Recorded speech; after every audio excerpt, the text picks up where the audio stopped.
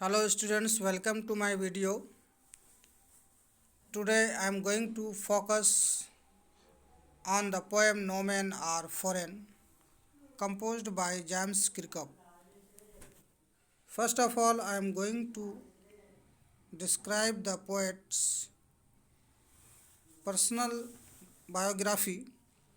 James Kirkup was born in England on 23rd April 1918 and he died on 10th May 2009. He was a prolific English poet, translator, and travel writer. He was brought up in South Shields and educated at South Shields Secondary School and Durham University. He wrote over 30 books, including autobiographies, novels, and plays. He became a Fellow of the Royal Society of Literature in 1962. His early life was like this. During World War II, he was a conscientious objector and worked for the Forestry Commission and on the land in the Yorkshire Dales and at the Lansbury Gate Farm, Clavering, Essex. He taught at the Downs School in Colwell, Malvern, where W. H. Auden had earlier been a master. Kirkup wrote his first book of poetry, The Drowned Sailor at the Downs, which was published in 1947. From 1950 to 1952, he was the first geography poetry fellow at Leeds University, making him the first resident university poet in the United Kingdom. Students, now I am going to give a theme of the poem. The theme is the theme of the poem No Men Are Foreign is the oneness of mankind. Underneath the superficial differences of color, race, nationality, and faith, it presupposes that all human beings are brothers and sisters. Those who spread hatred and wage wars are criminals and deserves to be condemned. The poem also deals with the supremacy of love, accord, friendship, and amity among all the people in this world. There is the title of the poem No Men Are Foreign is an apt title for the poem because it deals with the theme of the universal brotherhood. Human beings all over the world have identical behavior. Identical means the same behavior, and the difference based on the man made concepts of caste, creed, barriers, etc. are unnatural. Every human being responds positively to love, hence, no human being is a foreigner or an outsider. The message of the poem is this is a peace poem and gives a strong message to stop all wars and look upon humanity as a unified entity. The poet warns the ruler of all the countries that when they wage wars, they not only injure the interest of those whom they hate but also injures themselves. They should know that peace brings prosperity and wars brings destruction. Hence, those who spread hatred and cause wars against their brothers and sisters in different parts of the world actually harm the cause of peaceful mutual coexistence. Now we are coming to the summary of the poem.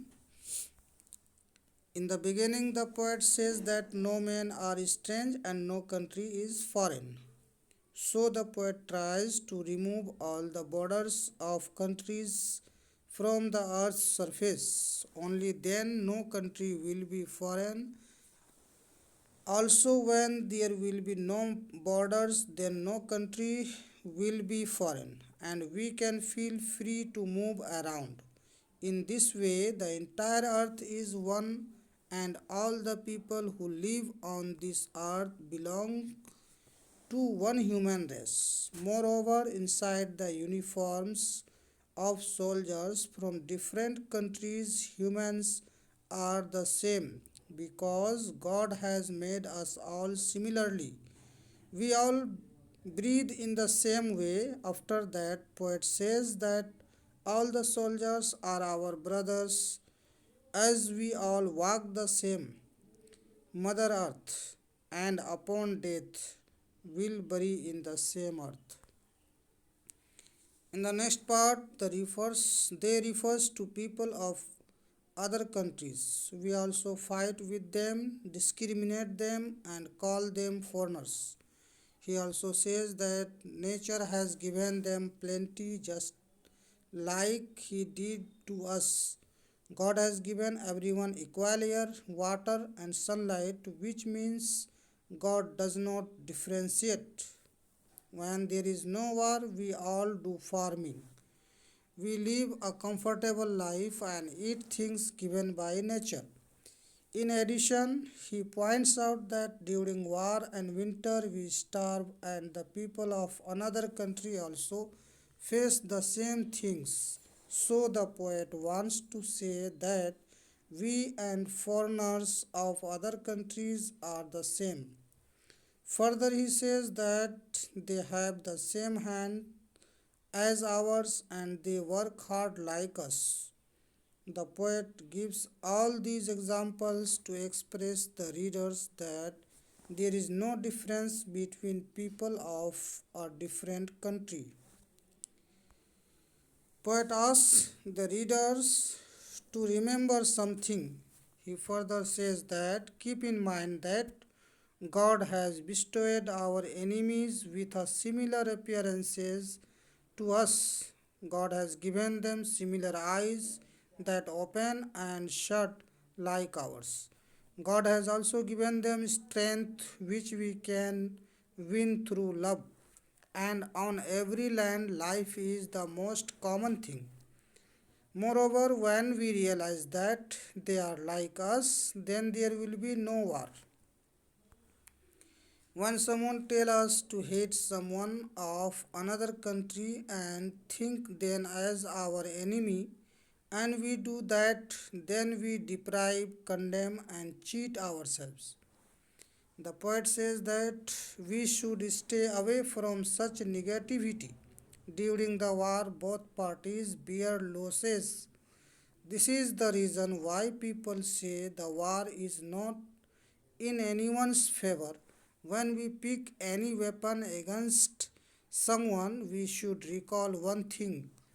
When we pick a weapon against anyone, we defile the earth with their blood. As in war, there is fire, death, and bloodshed. The dead bodies make the earth impure. The war pollutes the earth and impures the air. Lastly, the poet writes the first line in reverse, saying, remember, no men are foreign and no countries are strange.